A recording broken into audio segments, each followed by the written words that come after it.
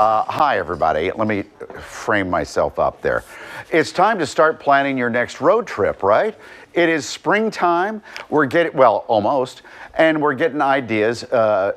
Travels with Darley. I've been watching this show on PBS. She is adorable. And the show introduces viewers to the rich history and culture and cuisine of places, mostly in Delaware. One of those stops is Delaware, because I think it's only about Delaware. Here we go.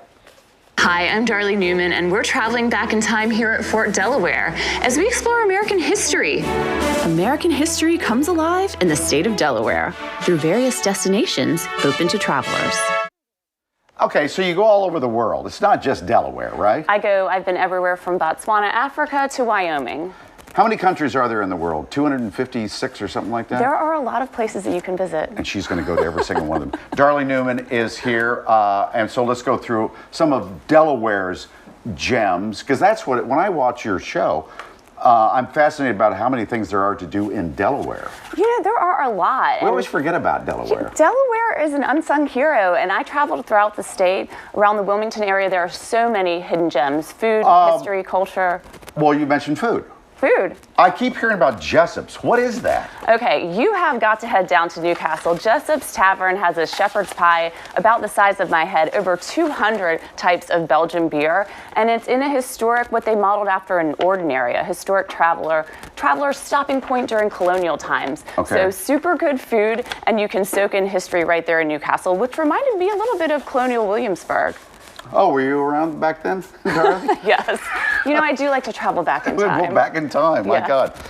Nemours, the estate. Now, I've never been there. I hear it's fabulous. You are going to be impressed if you head down to Nemours. Like, there are a lot of DuPont estates around the Wilmington area, and this one is gorgeous. 77 rooms. There's a chauffeur's garage with Rolls-Royce automobiles, if you love classic cars. A bowling alley in the basement. What? Yeah, and it's this DuPont history. Look at this. Look at the gardens, Versailles-like gardens. What is it? It does look like Versailles. It does look like Versailles. I was surprised that this was in the Wilmington area. I travel all over the world, and I was really taken aback as I toured this home. And there are lots of great DuPont estates in the area that you can tour and soak in that history. What is Trap Pond? Trout Pond is a state park. This is really interesting. If you want to connect with nature, this is a great place to go kayaking. You can go canoeing. There are guided tours. You can go out on your own. The largest stand of bald cypress trees in the United States. The most northern stand is here. So bald is okay. It is, yeah. And those cypress trees are beautiful. This will really give you a breath of fresh air here in Delaware. I never know how to pronounce Cape Henlopen. What is it? It's a tongue twister. It's Cape Henlopen State Park. Henlopen. It's not far from Rehoboth Beach, which is lovely. There's such beautiful lighthouses here.